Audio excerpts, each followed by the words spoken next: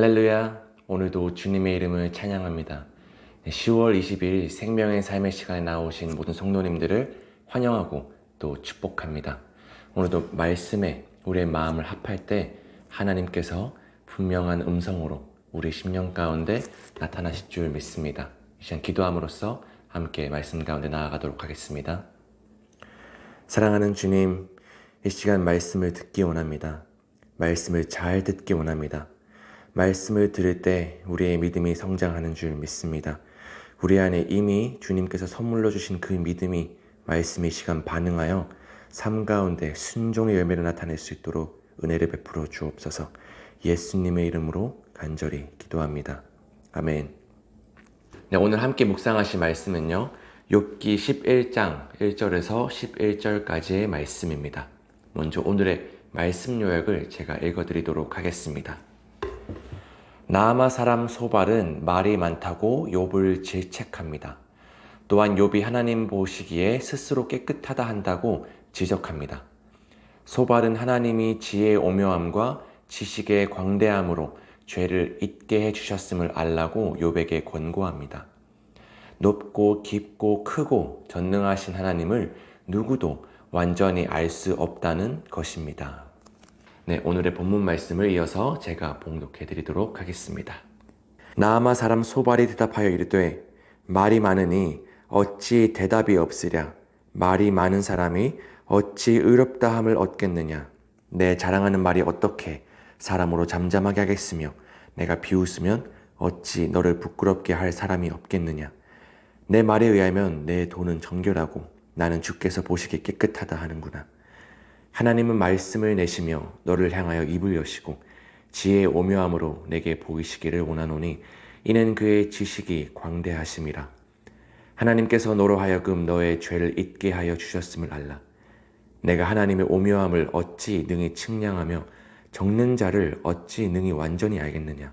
하늘보다 높으시니 내가 무엇을 하겠으며 수월보다 깊으시니 내가 어찌 알겠느냐. 그의 크심은 땅보다 길고 바다보다 넓으니라.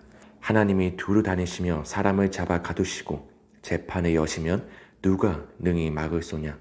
하나님은 허망한 사람을 아시나니 악한 일은 상관하지 않으시는 듯하나 다 보시느니라. 아멘. 네, 10월 욥기 말씀을 시작하면서 지금까지 저희는 욥의 세 친구들 가운데 엘리바스와 또한 빌닷의 말을 함께 살펴보았었습니다. 그리고 드디어 마지막 세 번째 친구죠. 나아마 사람 소발이 욥의 말을 듣고서 자신의 생각을 욥에게 이야기하기 시작합니다. 성도님들, 먼저 오늘의 본문 말씀을 통해서 우리가 집중해야 할 것은 소발이 주장하는 교리적인 내용이나 교훈들이 아니라 그것을 말하고 있는 소발의 이 말투와 태도에 조금 더 집중하면서 함께 말씀 가운데 나아갔으면 좋겠습니다. 먼저 1절에서 3절을 함께 보시죠. 소발은 지금 욥이 너무 말을 많이 한다고 지적하고 있는데요. 그런데 소발도 다른 친구들과 같이 욥의 탄식을 잘 들어주려고 하는 것이 아니라 욥에게 면박을 주고 꾸짖으려 하고 있는 것을 보실 수 있습니다. 물론 소발도 나름대로 지식과 지혜를 가진 사람이었겠지만 극심한 고통 가운데 있는 욥을 주님의 마음으로 위로는 못해줄 망정 하나님의 말씀으로 친구의 인생을 그저 평가하고 지적하기 바쁩니다. 자, 다음으로 4절부터 6절 한번 보십시오. 지금 소발은 자신은 죄를 지은 적이 없다라고 하는 욥의 주장에 주목하고 있는데요. 그런데 여기서 소발은 하나님의 말씀이라 말하며 자의적인 해석을 이야기하고 있는 것을 확인하실 수 있습니다. 6절을 함께 보시겠습니다. 지혜의 오묘함으로 내게 보이시기를 원하노니 이는 그의 지식이 광대하심이라. 하나님께서 너로 하여금 너의 죄를 잊게 하여 주셨음을 알라. 아멘. 소발도 역시 욥이 당한 재앙은 그의 죄 때문임을 확신하고 있습니다. 그러나 소발의 이 말 속에는 욥의 무죄의 주장도 완전한 거짓으로 보기는 좀 어려웠는지 욥은 자신의 죄를 잊는 은혜를 주님께 얻었다고 하는 묘한 해석을 제시합니다. 그런데 이게 과연 맞는 말일까요? 물론 완전히 틀린 것은 아닙니다. 하나님은 우리의 죄를 용서하기 원하시기에 우리의 과거와 현재와 미래에 지을 죄까지 용서하시는 분인 줄 믿습니다. 그러나 동시에 하나님은 거룩한 분이시기 때문에 죄를 싫어하십니다. 그래서 인간의 죄를 일깨우시고 회개하시는 분임을 반드시 기억해야 됩니다. 우리의 죄가 하나님께 잊혀지는 게 은혜가 아니라 우리의 죄가 주님 앞에 들춰지고 깨닫고 회개하게 되는 것이 곧 은혜인 줄 믿습니다. 결국 소발은 하나님의 말씀에 자신의 생각을 넣기 시작하고 있는 것입니다. 마지막으로 7절에서 11절을 함께 보실 텐데요. 소발은 욥의 주장을 반박하고자 지혜의 오묘함을 이야기하기 시작합니다. 소발은 욥이 하나님의 오묘함을 측정할 수 없으며 하나님을 제대로 이해할 수 없다라는 주장을 던지고 있는데요. 그렇기에 욥의 이 얄팍한 지식과 능력으로는 하나님과 하나님이 하신 일을 함부로 판단할 수 없다는 것을 말하고 있습니다. 그래서 뭐예요? 소발은 욥이 잊은 헛된 변명으로 하나님과 친구들을 속이기보다는 하나님 앞에 그저 이제 죄를 인정하고 용서를 빌어야 한다고 주장하는 것입니다. 사실 여기서 소발의 말에 모순이 발견되는데요. 바로 그 누구도 하나님의 오묘함을 측량할 수 없다고 본인은 말하면서도 욥의 고난이 죄로 인한 것이라고 주장하는 오류를 범하고 있는 것입니다. 욥은 틀렸다고 하면서 자신은 옳다라고 주장하는 것이죠. 따라서 이러한 소발의 모습을 통해 우리가 알 수 있는 것은 우리가 성경 지식을 많이 알고 있거나 신앙생활을 오래 했다고 하여 우리의 생각과 판단이 항상 옳다고 할 수는 없다라는 것입니다. 그래서 때론 말과 행동을 절제하는 태도가 우리를 교만하지 않도록 막아줍니다. 성경에서는 꽤나 많은 구절들이 우리의 혀를 조심하라고 말하고 있습니다. 시편 39편 1절 말씀인데요. 내가 말하기를 나의 행위를 조심하여 내 혀로 범죄하지 아니하리니 악인이 내 앞에 있을 때에 내가 내 입에 재갈을 먹이리라 하였도다. 아멘. 사랑하는 성도님들, 우리가 오늘의 말씀에 나타난 이 소발의 모습처럼 남을 판단하고 정죄하는 실수를 범하지 않으려면 어떻게 해야 할까요?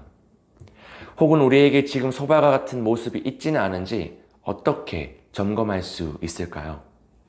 그것은 바로 늘 우리와 함께 하시는 하나님과 동행하는 사람은 결코 고통받는 사람에게 무례한 태도를 보이지 않는다는 사실입니다. 성도는 그리스도의 사랑으로 사람을 세우고 살리는 역할을 하는 것이지 결코 남을 재판할 수 있는 권한, 판단할 수 있는 권한은 전혀 없습니다. 왜냐하면 모든 주권이 주님의 손에 있기 때문이죠. 따라서 우리는 이 신앙생활의 연수가 점점 길어질수록 그리고 말씀 읽기와 여러 훈련들을 통해 지식적으로 많은 것들을 더욱 알아갈수록 더욱 스스로를 경계하여 말씀으로 상대방이 아닌 자기 자신을 항상 최우선으로 점검하려 하는 마음과 태도가 필요한 줄 믿습니다.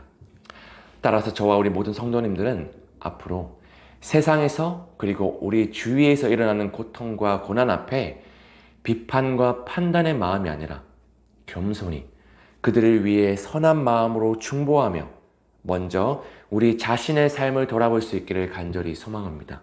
그것이 바로 우리의 마음을 지킬 수 있는 방법임을 기억하셨으면 좋겠습니다. 따라서 오늘의 말씀을 마음속 깊이 새기시며 다음과 같은 적용 질문을 함께 생각해 보시면 좋겠습니다. 남의 말을 잘 이해하기 위해 어떤 태도가 필요할까요?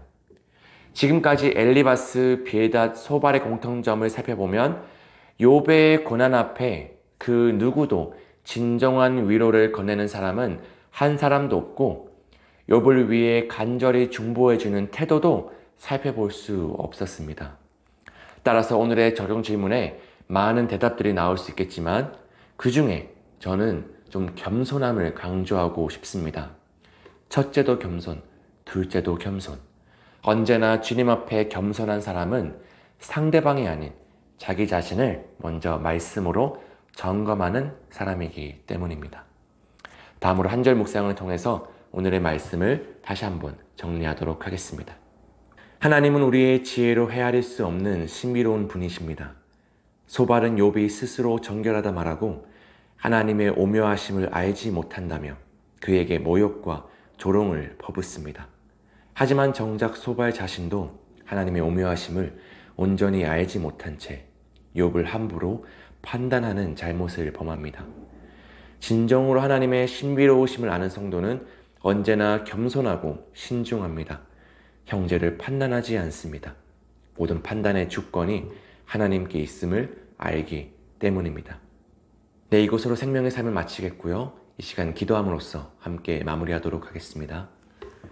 사랑하는 주님, 이 시간 우리의 삶의 주인 되신 주님만을 찬양합니다. 하나님, 환난 중에 탄식하는 욥의 말을 반박하며 그를 더 큰 고통에 빠뜨린 소발을 우린 닮아서는 안 될 것입니다. 이제는 고난당한 사람이 힘들어서 터뜨리는 푸념을 듣고 나서 하나님을 변호하겠다는 그러한 자기의에 빠져 경솔이 나서는 자들이 아니라 먼저 겸손하고 신중한 태도를 취하며 살아갈 수 있도록 은혜를 베풀어 주옵소서. 칼 같은 말로 남을 정죄하며 공격하지 않도록 우리의 혀와 입에 재갈을 물리사 제어하여 주옵시고 이웃들의 삶을 살릴 수 있는 생명의 혀를 소유하게 하옵소서. 이 모든 말씀 우리 주 예수 그리스도의 이름으로 기도합니다. 아멘.